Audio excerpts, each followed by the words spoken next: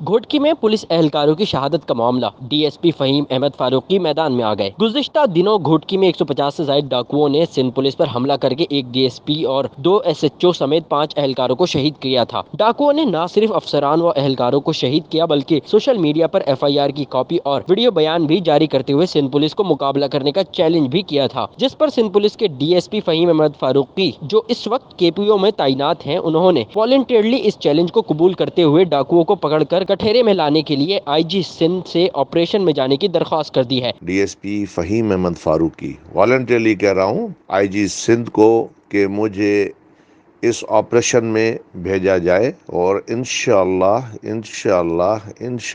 अपने शहीद जवानों का प्लान करेंगे और प्लान करूँगा।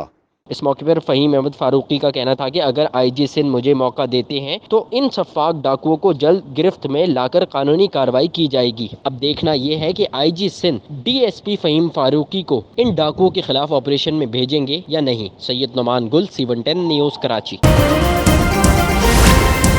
C110 न्यूज़, खबर की असल खबर।